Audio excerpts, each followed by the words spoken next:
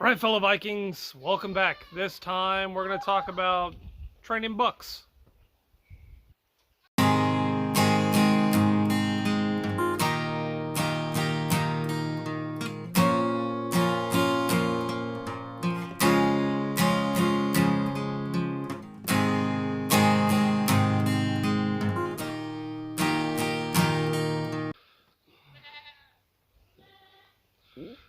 So, training a buck starts when they're about this age. All right, around this age, they start to want to rear up. They start wanting to headbutt and stuff like that. He hasn't started it yet. All right, that just might be his personality. He just doesn't really like to headbutt. I'm hoping he does when he gets older so I can train him. But so far, he's a really sweet little guy. All right, but most bucks want to rear up on you pretty quick. And they want to play, and they want to headbutt, and they want to push, and they want to just everything all the time. Oh, look out, buddy. All right, and it starts when they're young, right? We talked about this before with the love that you have to show. You know, it's constant. Like, you have to go out there every day and just love on them just a little bit, right? But you can watch my last video on training goats and understand the basics, but bucks are a little bit different. They're run by only two desires: food, which this guy wants really bad right now, and shall we call it adult companionship. Okay, I'm gonna go ahead and go put him down because he's getting heavy, and I'll be right back. Okay, come here. Okay, so I put him over on his lead right here next to his daddy. I don't know if you're gonna be able to see him here. Let me turn it real quick. There, you can see him. He walked in. Yeah, he's on his lead. It starts when they're young, all right, with the two main instincts for bucks, right? You have the loving, the compassionate, adult times that they really desire because, they're bucks, and all men are the same. Let's get it through there. It doesn't matter what you're into. All men are the same. But the other one being food. Right? And when they're young, the desire for food is greater than the desire for friendly time. So you start teaching them to walk on a leash, keep it on a short leash. You have it so that they can't move very far. They're going to scream, they're going to yell, they're going to jump and kick and fight and not want any part of it.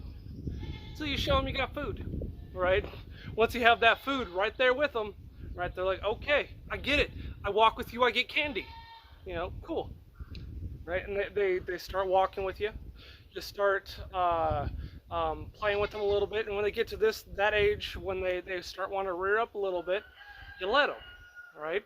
When they come down and they're ready to hit, you hold back. You wait, just for a couple seconds.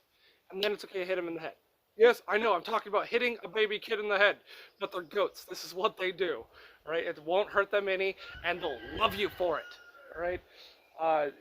It's not a hard hit. It's just a, hey, we're here, right? And then you put pressure, like you're putting pressure, like say, this is him, this is you. You let him slowly win on you. They push it back, you let him win on you, and they push him back, you let him win, right? And they'll love it, all right? And then you stop, right? And you let him, like, I want more. And then you don't let him hit you again until he comes up, he comes down and waits, right? And over time of not giving him that rearing up smack instinct, he'll start to develop a okay, I have to wait for them to come to me instinct. Okay, it takes a while. It takes a few months actually of every time they rear it up, you wait and then you hit them. Right? But if you do it immediately, right, it's going to train them to want that instant hit, and they're going to come up to you and just hit you. They're going to smack you in the leg. They're going to hit your car. They're going to whatever makes cool crunchy sounds. That they like the hollow noises and the sound of metal bending, and like that when you give it a hard hit. So if you give them that crack sound, if you give them that satisfaction of it, all right, when they're young, then they're always going to seek that. All right, so this follows under their mating instinct as well, because that's part of asserting dominance, right, and being able to win a mate. All right, so it falls into those two categories for bucks because men have a two-track mind. Um, I know a lot of you out there might say that we have a one-track mind. We have a two-track mind. All right, it is both food and loving. All right, every man, every man. We all love food. We all love loving. All right. Okay, I can't say all love loving. All right, I do know a couple who choose not to. All right, and I'm kind of concerned about this guy over here, right there, Shelly, because he's just wanting to hang out recently. Like, he's only a few years old, so he should be out there with all my girls. And he's got his favorite, and he just kind of hangs out with her. They walk around, and they hang out, and he doesn't really try to do anything. I'm like, bro, I need you to give me the next generation so I can fill my freezer next year. But he's like, no, no. But anyways, back to what I was saying. Okay, so the that rearing up and that coming down and the just natural instinct to want to eat and do adult time, all right, plays a major role in this. All right, when they're young, all right, when you're done playing with them, give them a little bit of a treat, show them that, hey, I'm done. And also with the rearing up, coming down, and all that, you have to run away, right? Or else you're gonna break your buck, right? You don't want to break the buck. You want him to think he's a big man. He holds his head high and he's like, I'm a beautiful buck, all right? You want him to have that attitude, all right? And if you don't let him win at the end, then he'll think that you're the big buck, all right? Now this is good when they're young, right? You want them to look up to you and know that, hey, even if even if that goat right there is physically stronger than me, which he's not, all right, I got bigger muscles, I'm a bigger person than him, but if he was like a Kiko or any other decently large breed, then yeah, they are muscly, they are stronger, and there's nothing I can do to stop them except train them, right? And it's like that story with the elephants, right? If you take a baby, now this is cruel, I do not suggest anyone ever do this, but this is how they train elephants, all right?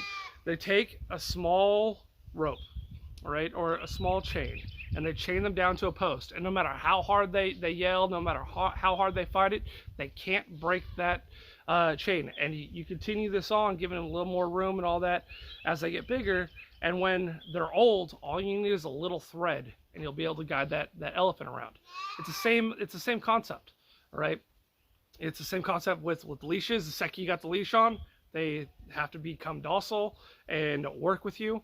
And if you overpower them too much when they're young, then when they're older, they won't play with you, right? And they might come up to play and hurt you because, hey, I'm going to be the big guy now.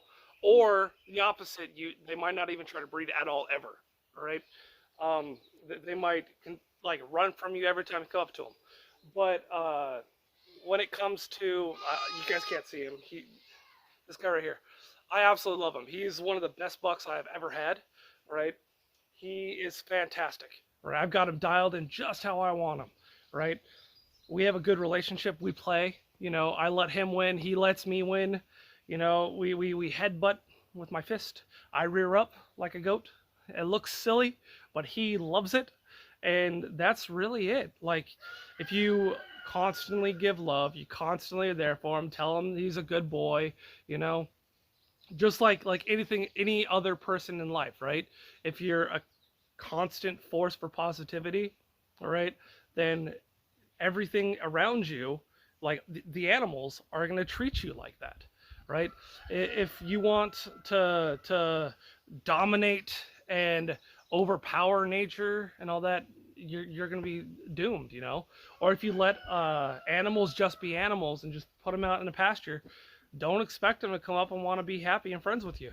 Expect them to rear up and damage some of your equipment if they get out, or hurt something. Like this guy right here, if he's doing something I don't like, all I got to do is tell him to stop, right? Because over the years of playing with him, right, he sees me as an equal, not just a big buck, not just a stronger buck or a weaker buck. He sees me as his friend, right? And that's what we want, is when these guys get bigger like this, you want them to see you as their friend. And once you get that relationship with your buck, they'll always be good for you, right? A I do need to add the caveat. Last year he had a son that's that other little buck's brother. Um, he was a good buck for us. He was. I trained him real good. He went over to Johnny's house, Wayne's son. All right, he might even be over at Wayne's house sometime. I don't know the situation, whatever. But he went ahead and just played with him like normal. You know, like just letting him constantly, nonstop, no weight, anything like that.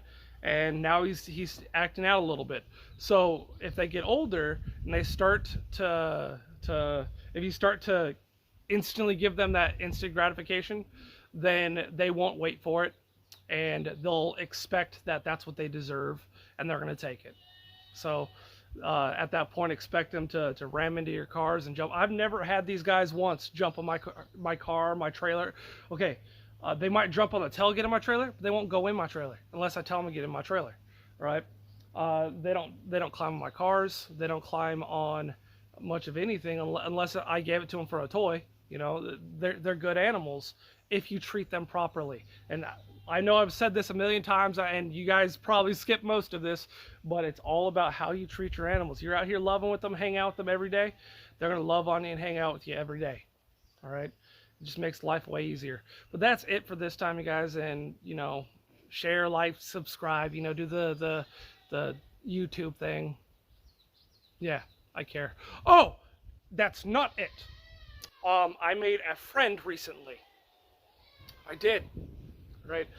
There's a new YouTube channel. They started a couple months ago, and they are fantastic.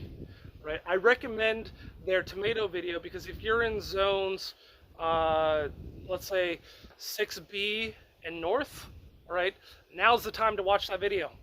Right. Their leggy tomato video, fantastic. Now I'm gonna tell you who they are. They're the Big Blue House Homestead. Right. I'm going to put a link down below to that video that I'm talking about, but 100% spot on with her tomato information, all right? They have a good recipe for tzatziki sauce, though I do it slightly different than theirs. They have a really good recipe for it, and it's how to use some. She's going through and she's knocking it out, guys. Like if you like my content, but you actually want to see someone do something other than talk in front of a camera, go to her. She's awesome. Like no joke, I love their channel. I'm all over it, commenting and watching their videos. Like there's a lot of good content there. So if you like homesteading videos, if you like Doug and Stacy, if you like it used to be Not a Farm Girl, you know, Lorella and whatever her channel, I can't remember. Go to the Big Blue Homestead YouTube channel. Big Blue House Homestead. Like they are fantastic. I can't say it enough.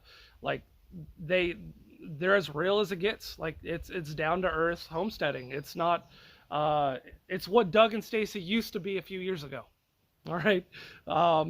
It's not a commercial. It's good, real people doing real things and living a sustainable life, at least as much as possible. And that's the goal in the end, isn't it? Anyways, I said it once and I'll say it again. I'll see you guys next time.